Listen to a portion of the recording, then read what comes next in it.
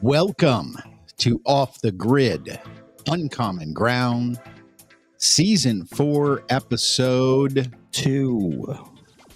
You got it right. We're back. The counting is getting easier for you, Mark. Yes, and we are back. You must be studying. By popular demand.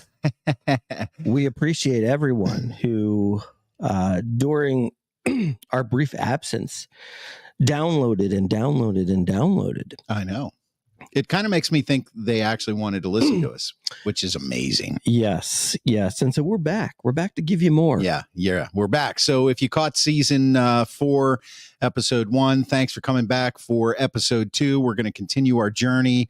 This is Off the Grid, Uncommon Ground. And you can also download or listen to Seasons 1, 2, and 3 anywhere you get your podcasts. We are Off the Grid on the iHeartRadio app, Apple Podcasts, Spotify, or anywhere you get your podcasts. Mm-hmm. And you can catch us on YouTube. It's Off the Grid or Off the Grid Uncommon Ground. I'm a mess. You are I'm a mess. You are a mess. Yeah, you got a lot of things juggling around that little brain of yours. So what do we do here? Well, we talk about things that we should be talking about. We do things called Not Your Mama's News. So we're going to have Not Your Mama's News this week.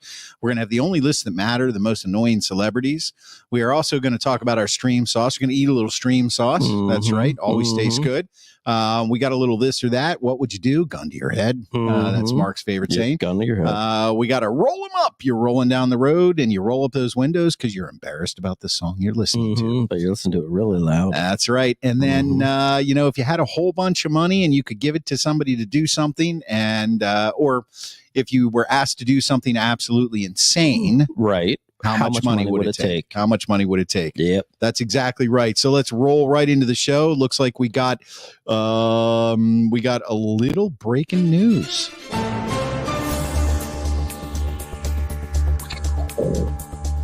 Live from Salt Lake City. This week on Not Your Mama's News. Yes, this week on Not Your Mama's News. Well, what is Not Your Mama's News first, Schwaber?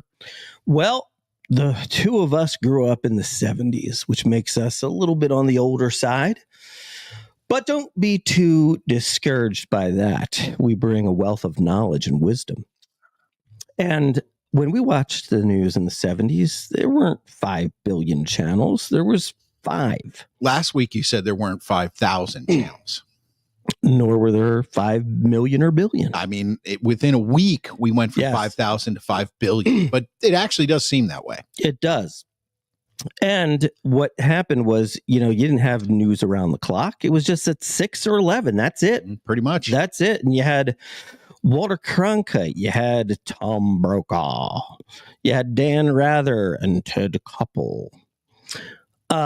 And that's what your choice was. And it was all serious. It was, landing on the moon, even though that was before our time. Yeah, right before. The Nam War. Hostages in other countries. Hostages everywhere. That's still going on. Yeah, famine. Famine, poverty. Yeah. Famine and poverty, I guess, is the same thing. Inequality. Inequality. Yeah. Oppression. Things that communism. Things that don't apply to today. But they never really gave you the fluff piece. They never gave you the piece of news that you really thought was kind of fun and funny and interesting. And that's what we're here for. That we're here to give that to you so that you don't fall into this downward spiral of just despair with the regular news. We're going to give you something different. Yeah, speak for yourself. So Mark's headline this week, and we pick our own headlines, the ones we feel are most appropriate and should mean something to you, or maybe even cause a little bit of alarm. Mark, your headline, I'm going to put the picture up for the people that are watching, and we'll describe it for the benefit of our podcast listeners. That to me, look, that's pretty scary. What the hell? I know who that is. That is an Elsa doll from the Disney program Frozen. Which I saw way too much with my kids. My niece was a big Elsa fan. Yeah, as were many little girls. But it's a haunted Elsa doll, so don't get too excited, little princesses. This one returns to her Houston family home after being thrown out multiple times. The family can't get rid of this haunted Elsa doll, so let me dive into it for you. Please do. So in Christmas 2013, a Houston area girl was gifted a Elsa doll. And all was well. Yeah. Until it wasn't. Yeah. Okay. Okay. The doll would recite phrases from the movie Frozen. It was supposed to do that, right? It was supposed to do that. All right. And for 2 years, it did that without issue. Okay. Okay. In 2015, it started doing it alternating between Spanish and English. Stop it. And there was not a button to change. This sounds like something from Toy Story. The family has owned the doll for more than 6 years, never changed its batteries. Okay. And then the doll began to randomly begin to speak and sing even without its switch turned on. That's a wiring issue. Okay. The family decided to get rid of it. Okay. But Elsa had other thoughts in mind. Right. All right. Right. They threw it in the trash. And then they found the doll inside of a bench in their living room. Well, they thought, well, the kids must have done it. But, the mother said, look, my kids will not go digging through the trash. I don't know. I mean, my kids would have dug through the trash for certain toys when they were younger. And food. So now, basically, then what happens is that after the bench incident, they were a little weirded out. And they put it in a garbage bag inside another garbage bag, okay, to prevent, I guess, the escape. So they murdered it and placed it in a garbage bag. Right. And then they put it in the trash. They went out of town, forgot about it. And then when they got home, the Elsa doll was in their backyard. Right. Okay. Okay. Now, the mother thought, well, maybe there's a prank being pulled here. Of course. Right. But the doll had, a marker on her from the daughter, so they could tell that it was the same doll. Okay. Now, the family made a final attempt to get rid of the doll, and they sent it to a family friend in Minnesota. Okay, this is getting weird now. And so basically the mother says, if the doll comes back, I might have to open my mind to some of more supernatural solutions. If you set a doll free and it comes back, it's yours. Luckily, the doll was received by her Minnesota friend, Chris Hogan, who shared a final update saying that the doll made it to Minnesota and is taped to the brush guard of his Jeep. If anything weird happens, I'm welding her into a steel pipe and sinking it in a lake deep in the woods. Okay, thus the picture of the Jeep we're showing to our viewers with the Elsa doll right on the brush guard. Now, I personally think the most interesting part of the story is, how did the doll begin speaking in Spanish? Yeah. Well, I mean, was this a Houston family? It was a Houston family. A lot of Spanish-speaking people down there. Yeah, but the doll only spoke English for 2 years, and there was not a Spanish and English setting. Well, I did hear somewhere that there is some like secret button on some dolls that if you switch it, that they'll speak different languages. All right, let me repeat that. You've heard that there is a secret button on some dolls. Yeah. Do you want to dive any further into that? No. Not at all. I am terrified. Yeah. No, I don't. And okay. I'm actually terrified that that's the part of the sentence you decided to focus on. Okay. Mark says, I love the spooky doll story. Oh yeah. And I think there was an episode in, I don't know if it was season 1, 2, or 3, where a couple times where you talked about some haunted dolls. Oh yeah. The dolls are scary. Yeah. Well, I mean, you never had kids, so you never had dolls. Well, my sister had dolls growing up. Oh. Mm-hmm. And a lot of horror movies will have dolls that come to life. Let's dig a little deeper into the dolls your sister had, Mark. All right. Not your mama's news for Mark. Haunted Elsa doll. I'm not so sure I'm into that one. I don't know. You think it's just, family members playing pranks on each other? Yeah, I mean, the garbage thing, it's like twice in the garbage and then it ends up. And it's not like you're not telling your neighbors or best friend, like, oh my God, the doll speaks Spanish. I think it might be haunted. So you're saying you don't believe there was anything supernatural at play? Only if somehow it pries itself loose from the front of the Jeep and ends up back in Houston. Okay. Well, we'll keep you posted. And even that. We will keep you posted. Even that. Okay. Not your mama's news. Mark, do you think it's possible to be arrested for having a cell phone? I'm guessing it is, or you wouldn't be asking me the question. Good answer. Good answer. So, yes, you can be arrested for having a cell phone in Russia, but it's not really the cell phone that got this man arrested. Stanislav Netisov, that's my best Russian accent, of Moscow, was attacked on April 27th at a bus stop on his way home from work. Oddity Central reported. That is a news organization, tells you a lot about. Yeah, Oddity Central. How much have we fact checked Oddity Central? I haven't, but we'll listen to the rest of the story. Okay. Yeah. Oddity Central reported the assailants took his phone and knocked out one of his teeth. So you think they would be arrested, right? Mm-hmm. The next day, Netisov went to the Ministry of Internal Affairs, which is, if I got to go to the Ministry of Internal Affairs for anything in Russia, I'm pretty much assuming I'm not walking out. But right. Anyway, to report the attack, but instead of taking his report, they accused him of a crime, dyeing his hair yellow and blue.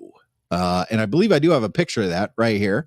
Dyeing his hair yellow and blue. Is that because it would be like in support of Ukraine? The colors of the Ukrainian flag. Doing so is a punishable offense against the Russian army. Oh. Police took his fingerprints, handed him a summons to military enlistment, and told him they'd force him to kiss his native soil in the trenches. Can you believe that's not your mama's news, right? Is he dead? Well, this happened a few days ago, and I don't know how far in his training he has gotten, or if he got any training at all and was just sent to the front.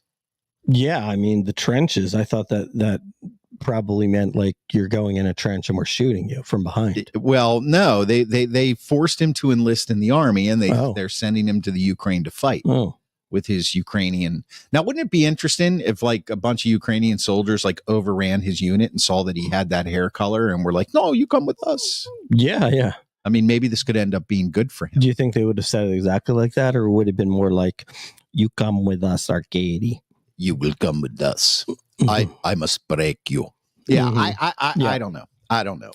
But that was interesting. Was yeah. Well, I would think you probably don't want to show up to, a Russian part of the military or the government showing you your Ukraine colors. Going, hey, these guys stole my cell phone. Go get them. Right. Yeah. And that shows you how lucky we are in this country. Yeah. Breaking news. Not your mama's news. Not your mama's news, or your daddy's news, or your uncle's news, or your sister's news, or your grandmama's news, or your aunt's or uncle's news. All right, that's enough of that. All right. Okay, next segment up on Off the Grid Uncommon Ground, Season 4, Episode 2, which you can catch on the podcast or where you get your podcasts or anything like that. Any platform you're viewing it. It is something called the Only Lists That Matter. And why do we call it that, Chris? Well, because there's a lot of lists on the internet. And I'd like to thank Al Gore, as I always do, for inventing the internet. Thank you, Al. Thank you. I mean, somebody had to invent it. I mean, mad props to the boy. I do also want to thank him for saying the world has a fever. You remember when he said that? I do not. No. He did warn us that by the year 2000, we would be underwater. And I have like snorkeling gear and scuba diving gear like for sale on Facebook Marketplace if anybody wants it, because I figured 24 years we're probably safe now. What do you think? Well, there's polar bears dying because of the water levels. Not really. Whatever. Anyway, the only lists that matter. Al Gore created the internet, and the internet created millions and millions of lists. Listicles, we call them. Lists about everything. everything. Everything on earth. I imagine there's lists about the size of mosquitoes' ball hair. Do you think that? No, I don't. I No? think it's disgusting. Do you think mosquitoes have balls? I don't. Okay. And that's an odd question. 2 mosquitoes, male or female. Okay, so that's a biblical reference, by the way. Anyway, yeah. Anyway, so we cut off your listicles and we bring you the only lists that matter. And why are they the only lists that matter? Because we made them up. That's right. Exactly. And we know better than most people. And the lists that matter for these, the current list du jour are the most annoying celebrities in the world. Go back to episode 1 of this season to hear the top 2 or the number 6 and number 5 for Mark and I. We are moving on this week to number 4 and number 3. So number 4, the 4th most annoying celebrity in Mark's world is Sarah Jessica Parker. And why is that, Mark? You know, it's just something that never made any sense to me. Really? The whole Sex and the City I love that thing. show. I loved it. Did you? Yeah. Oh, I didn't really watch it. Thought it was great. But here's the thing that I just didn't get. Like, to me, it was like Sarah Jessica Parker is sort of like this single New Yorker, you know, out in the work world, and she's supposed to be pretty. I don't think she's pretty. And she's supposed to have a great personality, and I don't think she has a great personality. And like, she's the star of the show, and I just feel like she's so or meh. Yeah. I just find nothing appealing about her at all.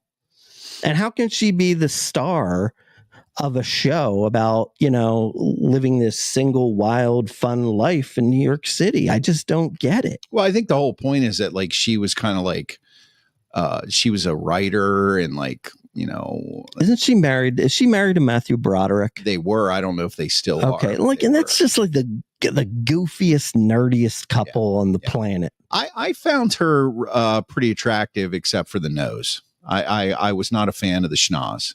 Well, that's getting personal. Yeah, well, I mean, you know, attractiveness is personal. Yes.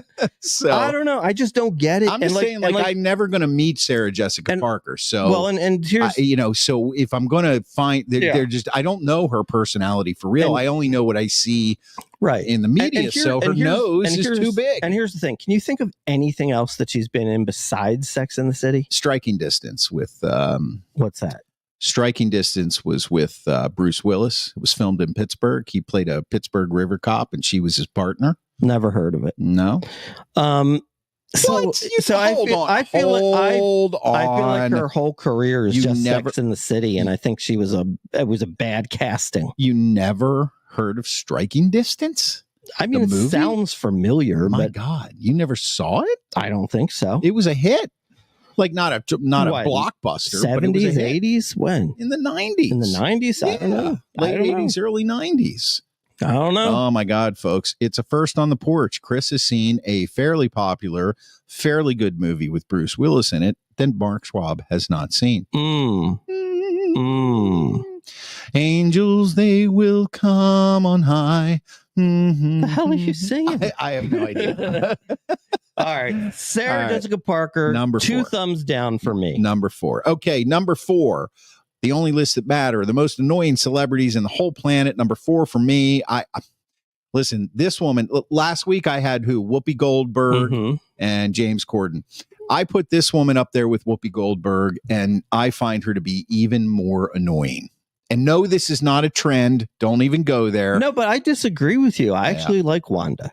I think she's funny. Wanda Sykes is one of the worst comedians, and I find nothing that she says to be redeeming or even remotely intelligent. Did you never watch the show Blackish, I'm guessing? No, because I am whitish. Okay. Well, she's on Blackish. Yeah. And she it's funny. They have this thing where Anthony Anderson is like a top marketing executive at this like all white firm. Okay. Yeah. And it's really funny because the white guys are always saying things to like Anthony Anderson that are kind of like racist, but it's funny.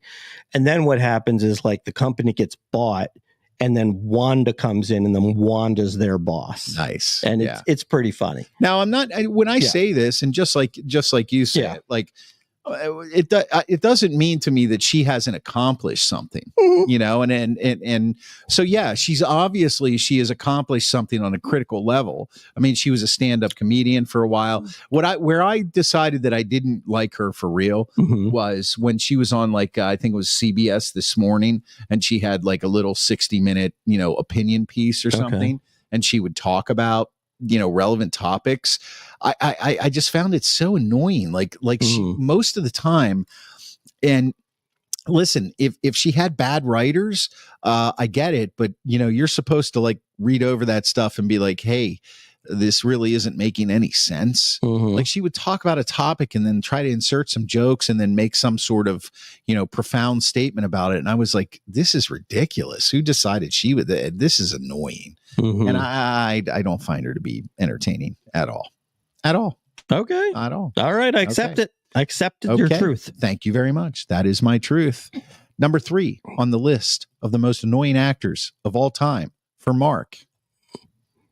Mel Gibson. There he is. Man, I'll tell you what, for being worth like $100 million, I think he could have his teeth whitened. Yeah, I mean, seriously. And what, you supposedly were a heartthrob at one point? I mean, my God. I guess nobody was looking at your mouth. No, and they were kissing that mouth? Ugh. I mean, would you kiss that mouth? No. And I'll tell you what, I mean, look, Mel Gibson has pretty much been ostracized from, you know, Hollywood at this point, mainly because he's a horrible human being. Yeah.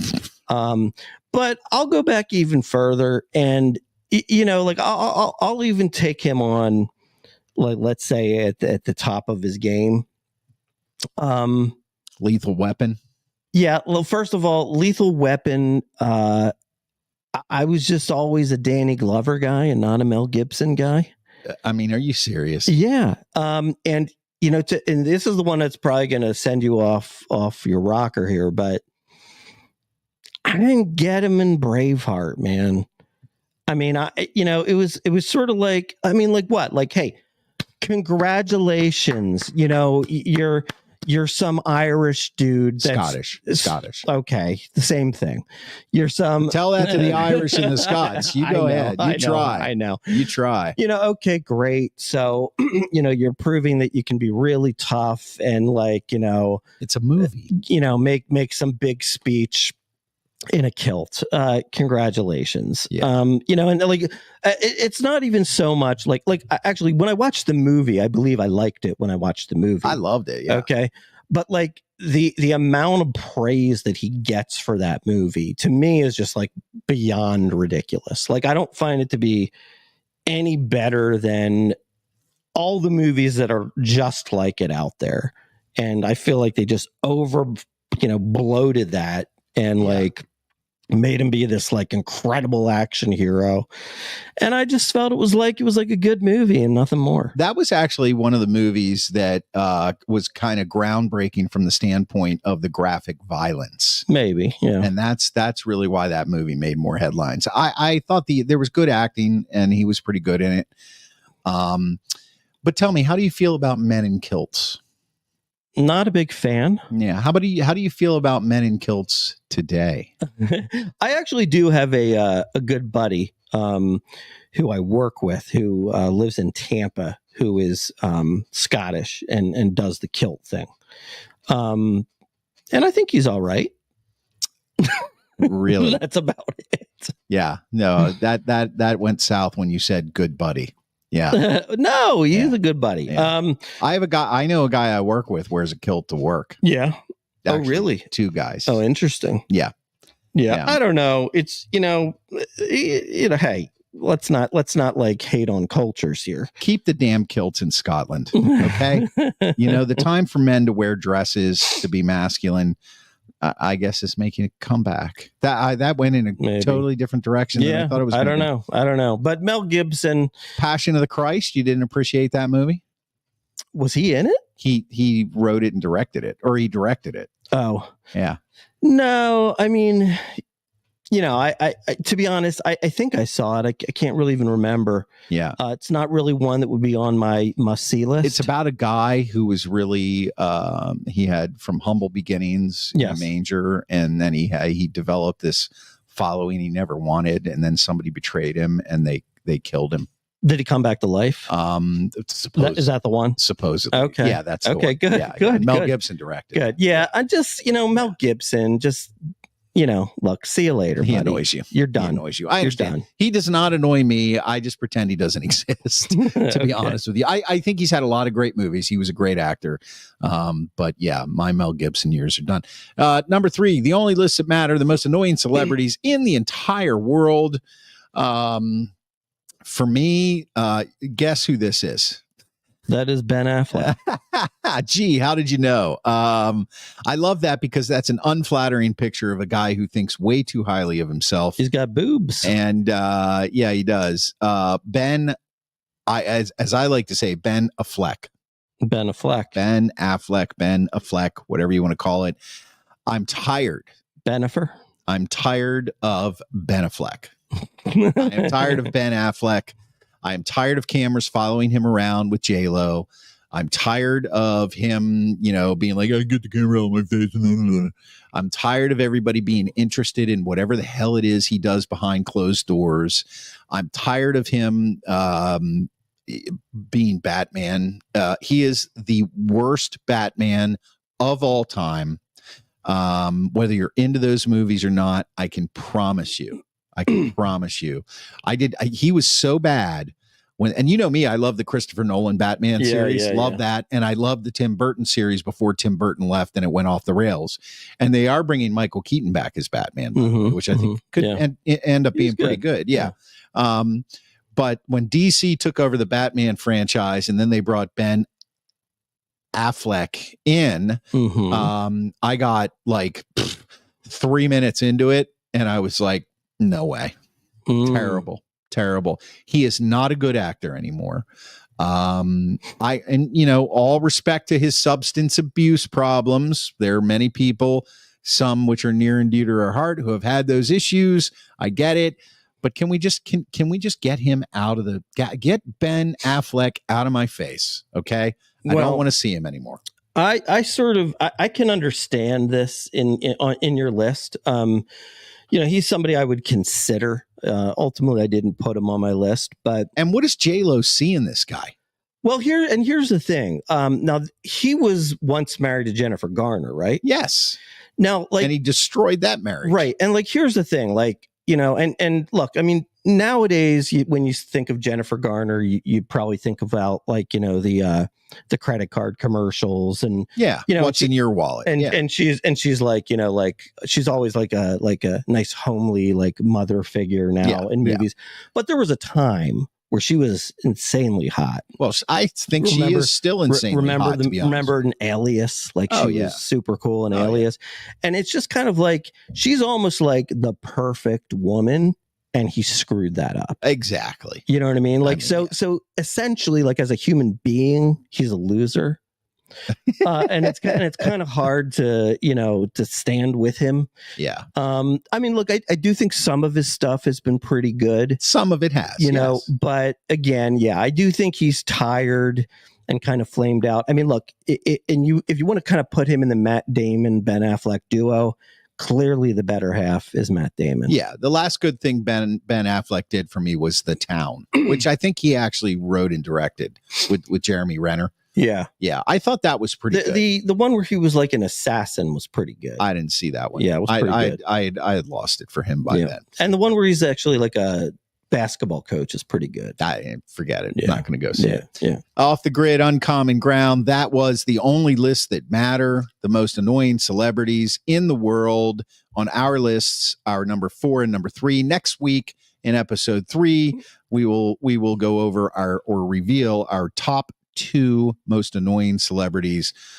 currently of all time. You can subscribe to the Off the Grid podcast on iHeartRadio, Apple Podcasts, Spotify, anywhere you get your podcasts. Please subscribe, leave us a review. We would love that. Click the notifications button so you know, and you can also visit our YouTube page. Next up, Schwaber, did you bring your ingredients?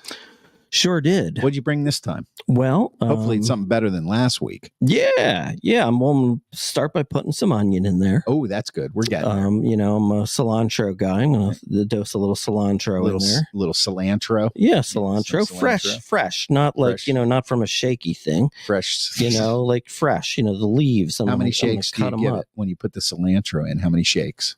Well, I said I'm not using the shaker. Well, if you were going to use the shaker, how many shakes? A lot. A lot? Maybe like 10 shakes. 10 shakes? Wow. We're getting old. Yep, and some carrots. I've got some crushed tomatoes. Nice. I like it in there. Yeah. I've got some crushed tomatoes and a little garlic. A little red wine. Yeah, maybe just a dash of red wine. Yeah, just a dash because I got to be careful. And what does that give us when we stir it all up? It gives us stream sauce. That's right. Stream sauce is basically what we think you should or shouldn't be watching. Right. Or streaming. And it's a mixture of all kinds of things: documentaries, comedy series, movies, television shows, sporting events, anything else I missed in there? I think you covered it. Covered it all. Mm-hmm. And the only qualification is that we have to have completed either the entire full-length show or documentary or the season, if it's a series with multiple seasons. So the first ingredient in this week's stream sauce, we'll go with me first. How about that? Okay.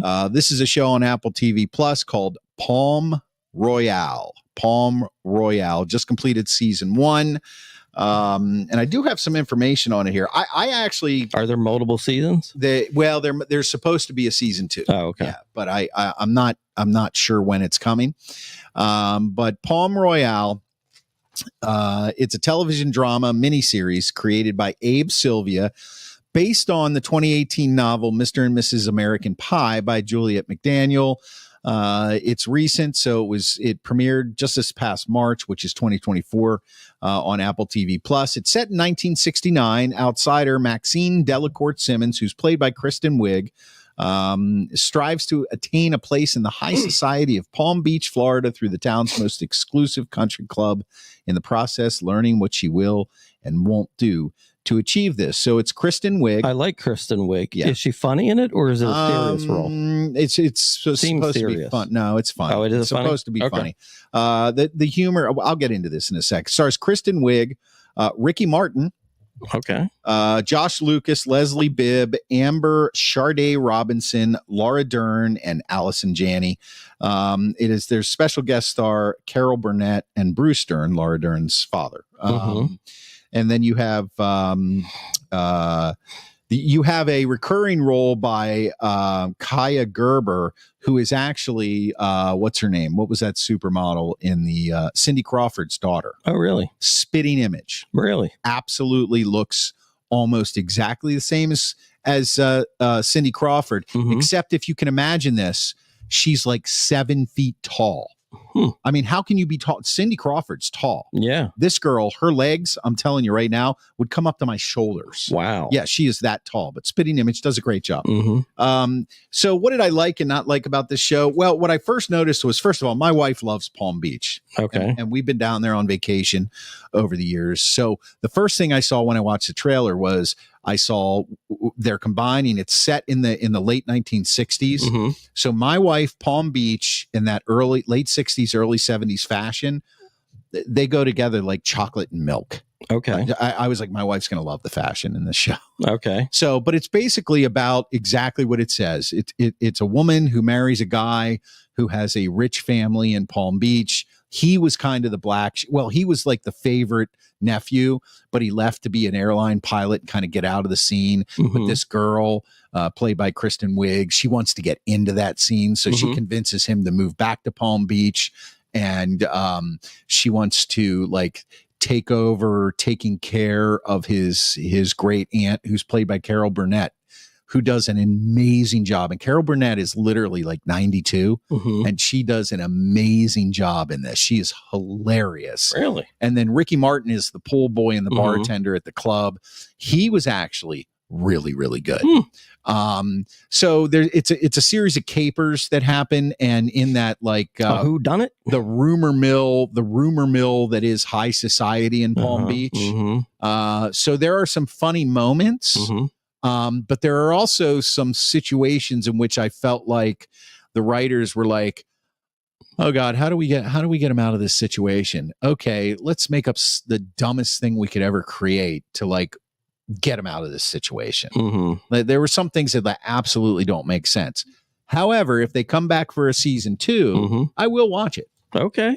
Mostly because my wife likes the fashion, Mm-hmm. and I like the fashion on my wife. That's the best way I can put it. Okay. All right. Palm Royale on Apple TV Plus. So what I would say is, if you are a fan of Palm Beach society Mm-hmm. and the fashion of the late 60s, early 70s, or any of these actors or actresses, it's worth the watch. Okay. It is worth the watch. Okie dokie. Let's move on to the next ingredient in Stream Sauce. The next ingredient is Mark's ingredient. He's bringing it to the kitchen. This is The Walking Dead, The Ones Who Live. You've talked about this, yeah. Yeah. So for those of you who don't know, this is before COVID hit. They had filmed a movie that was going to come out, and this was the movie, which they then turned into a 6-episode series, right? Instead of going with the movie, right? And it's really good. You know, it's Andrew Lincoln and it's Denai Guerrera, who are obviously Rick Grimes and Michonne from the Walking Dead series. And what I can tell you is, you know, the Walking Dead has several, parts to it. You know, there's the original, there's, Fear the Walking Dead. Yeah. Then there was one, I forget exactly what it was, but it was something about like a new world. Then you've got these, Negan and Maggie one, and then you've also got this one with Daryl. But this, to me anyway, I could be wrong, but to me, this sort of seems like the culmination of the entire series. You think it's the last one? I think it's the last one. Okay.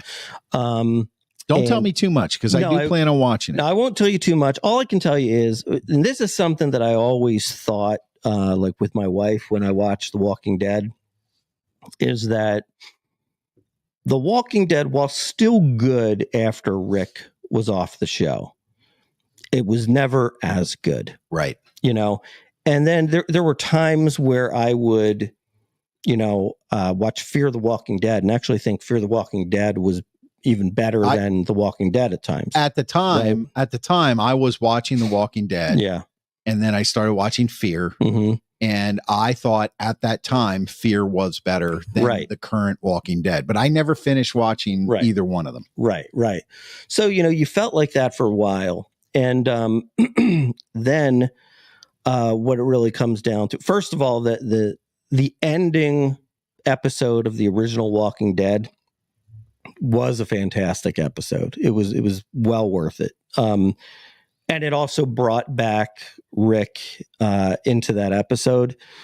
And again, it's amazing, but when Rick is in it, it's just so much better. Yeah. And so this is 6 full seasons of what happened to Rick. You mean 6 full episodes? 6 full episodes, yeah, of what happened to Rick when he got taken away in the helicopter. Yeah.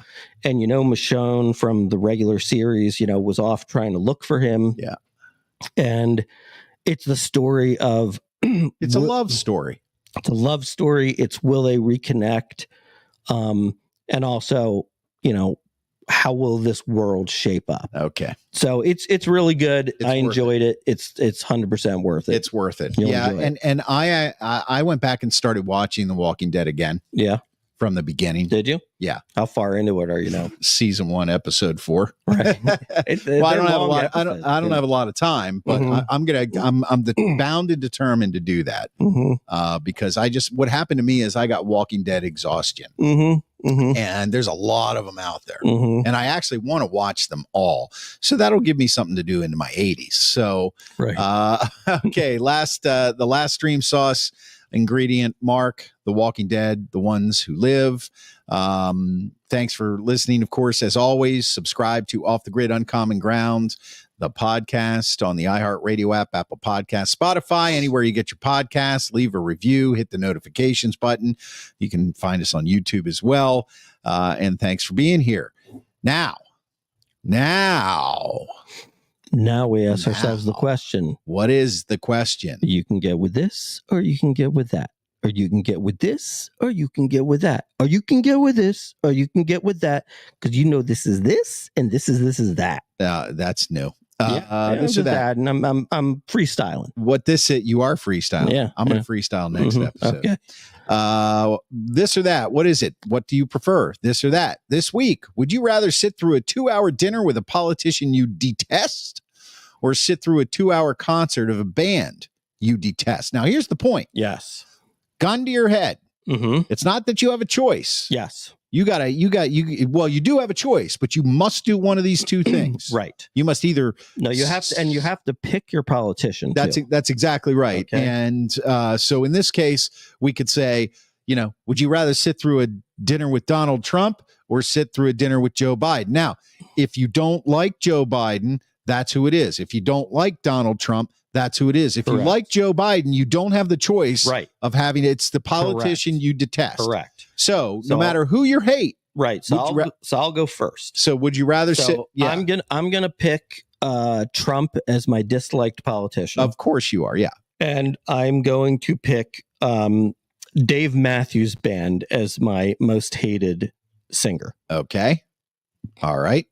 And so the choice is a 2-hour dinner with Donald Trump or listening to 2 hours of a Dave Matthews Band concert. I think that's easy. And I'm gonna have dinner with Trump. I knew you were going to pick because I wanna ask him some questions. Yeah. I want to see how whacked out this dude really is. Oh my God! And I have no desire at all to listen to Dave Matthews tuning his guitar for 45 minutes. Yeah. So this is kind of easy for me. I would rather sit through. Biden. So your choice is Biden, right? Actually, in all honesty, it's close. It's close Between Trump and Biden for me. Okay. Because if you're talking about like as a personality and a person, it's kind of like both of them are not a huge fan. But to me, I just Biden he's just dropped every single possible ball you can drop, and I don't like him at all. Right. And who's your concert? My concert would be pretty much any rapper, but we went with Kanye West. Yeah. He's a little bit off his rocker as well. He is off his rocker, but I would absolutely listen to 2 hours of Kanye West before I went and sat down with Joe Biden. Would you? Yeah, because I would probably end up getting carted out by the Secret Service. I just the man just I think at some point during my dinner with Biden, if that were to happen, I would actually probably look at him and go, "Are you fucking kidding me? What? What did you? Excuse me, Mr. President. What did you just say? Your uncle was eaten by cannibals? What? That was a good one, wasn't it? Yeah. Like where the hell? Like with Trump, at least, look. He definitely has a personality I do not appreciate. Yeah. But at least he could have a conversation. You know what I mean? Like if you said to him anything, yes, he's gonna brag about himself and be a complete buffoon. But at least you'd be able to be there, like, oh yeah, and then you could interject and have a conversation, and then even say something like, "Do you really think you're that great?"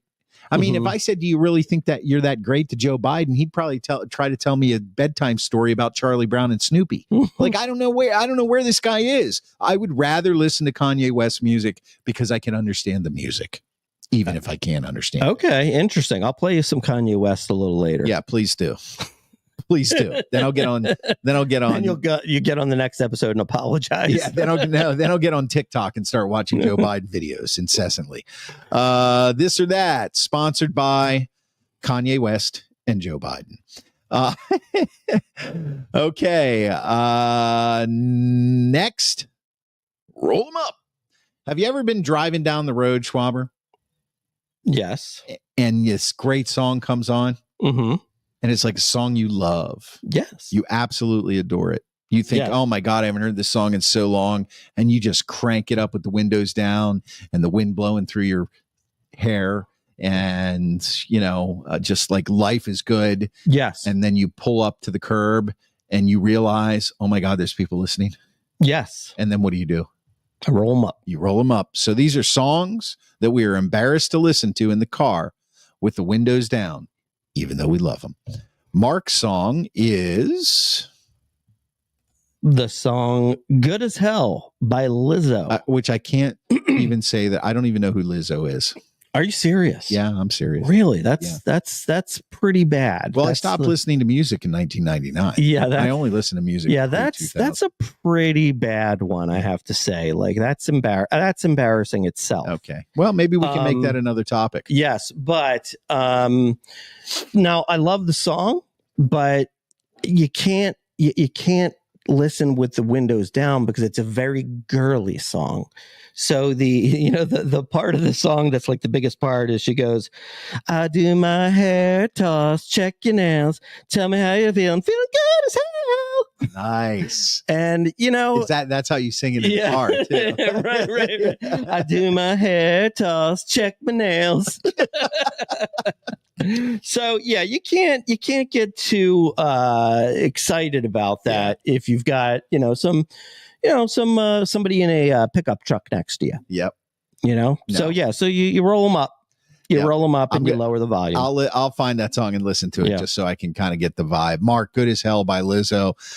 My song it's funny. My song is Big Girls Don't Cry. I like that song by Fergie. I like that song by Fergie. Yeah, I like Fergie. I just find her to be just ridiculously sexy. What'd you think about the peeing incident? Have you seen that? I don't even care about it. You don't care. You just say, hey, we're all people. We all pee. We all shit our pants. Yeah, that too. Yeah. Now, if she had a shit in her pants incident, I might change. Some people like peeing. Anyway. Big girls don't cry, and something about a blanket and big girls don't cry. Big girls don't cry. I don't know. I can sing it when it's playing. Yeah. But I don't want to break any copyright laws. Right. But yeah, Big Girls Don't Cry. I will crank that baby, and then as soon as I pull up to the stoplight, up go the windows. It is. Yeah, it's a good one. Well, when you have a guy in this in the car, dancing the Big Girls Don't Cry. Right. People are going to wonder about him. But I will tell you, she is a hell of an artist, and she has incredible charisma. Oh, okay. So the last segment of this show, how much money would it take for you to this week is, and Mark came up with the first 3 episodes of season 4. He came up with the ideas. I like them. Last week was climb on a ladder between 2 mountains. And you were like 5 million to consider, 10 million definitely. Right. I said $1 million. Mm-hmm. Okay, so this one is, how much would it take for you to climb on top of a skyscraper spire? Much like these people, they look like they're on the top of it looks kind of like the what do you call it? The Empire State Building. Yeah, but I think I think it's in LA because that building behind it, I think, is a building. But now keep in mind, this is a skyscraper spire. Yeah, the antenna. And on the top of it, you're basically talking about, looks like 5 guys are able to fit in this space. Right. And I don't think that there's anything keeping them on it. I don't think there's any those things, those straps around them. Yeah, they're strapped to it. Are they strapped? Yeah, they are. But okay. So does that mean, with your question, is you're not strapped to it, or you have protection?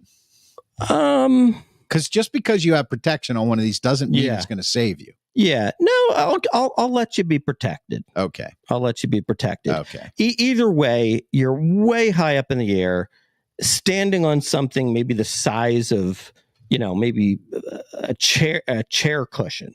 Well, it's a little bigger. It's a little bigger than but that. It's small. But it's small. It's not the rooftop of the building. Right. It's not the rooftop. It's the antenna. It's the antenna. Right.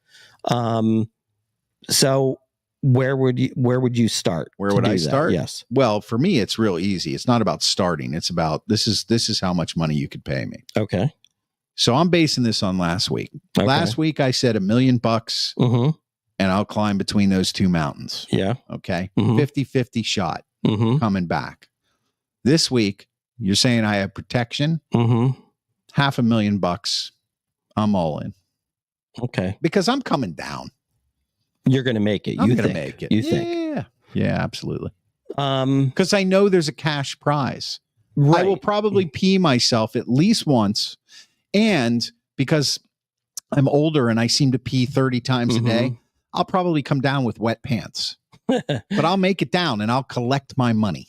I guess I will then, I will also, with the protection factor involved, I will lower it and I will do it for 800,000. Okay, I'm with you on that one. All right, so let's go no protection. Okay, that was too easy. Yeah. That was no too protection. Easy. Yeah, no protection. So essentially, you have to climb up to the top of that. Yes, just like the way they would with no protection, with no harness. Right, no harness. If you fall, like you can use the tools that they would use, like whatever. Like if they have hooks to pull you up, but no extra harness. So if you fall, you'd have to grab with one of the hooks and hold on. So like you're gonna die if you fall. If you fall, you've got a better than 70% chance of like you're done. Right, you're going all the way. Right. For that, I would say 5 million. Okay. For that to me is a little scarier. I don't know why. Than between, I think the mountain thing, it's kind of like the beauty of what I'm doing would distract me a little bit. The skyscraper thing is like no beauty there. People doing crack at the bottom. Too many or pooping on the street. Too many distractions. What did you say? 5 million? Yep. For me, I would say it definitely more than 1 million. And I would have to be like, yeah, if I get down, if I make it all the way back down with the same wet pants, by the way, I would say it would have to be at least 3 million. Yeah, and think about this. Think about this too. Like, let's say if like right when you're at the antenna part and you've got the antenna left, now you have to come down. No. I'm just saying, like, imagine like at that point, if you're given the option to change your mind and come back down, would you? You might. What do you mean? Like with protection? Yeah, with protection. So like I made it all the way up. No. You made it up to the base of where the antenna the beginning of the antenna. The beginning of the antenna. Not me. No, if I made it that far, are you telling? Well, but I'm safe right there. Okay. So now I'm safe. So really all I have to do, if you think about it, is climb the rest of the way. I can't. To me, it's like that's the worst part. Though. I know it is, but that's the point. The point is making it through the worst part. Yeah. Yeah. For me, it's like if I made it this far, I'm going for it. You're committed to it. Yeah. Yeah. Now, if you put some kind of time frame on now, what about this? All right. What if you're up there? Okay. Hey, see, I'm bending the rules here. You are bending. I'm making this like kind of like, let's make a deal. All right. Let's make a deal. So let's say you get up there, you have the last part left to go, which you're saying you're only doing for 3 million. Right. Okay. And then they say, hey, you can come down right now and we'll give you 300,000. Got to give me more than that. 500,000. Yeah, I'd back out for half for 500 for $500,000. Yeah, you pay me $500,000 to climb to the roof. Yeah, I think I would. Yeah, I'll take that. Yeah. All right. Well, that's that. All right, guys. Thank you so much for listening to season 4, episode 2 of Off the Grid, Uncommon Ground. Hopefully you were listening on the iHeartRadio app, Apple Podcasts, Spotify, or anywhere you get your podcasts. Follow, subscribe, leave us a review. We would really appreciate that. And come back for episode 3 next week, where we are going to do Not Your Mama's News again, Stream Sauce again, This or That again, How Much again, and of course, the most annoying celebrities in the world. We're going to review the top 2 most annoying celebrities of all time. You got it. That's the show. I'm your technical director, and I am out. Jabronsk.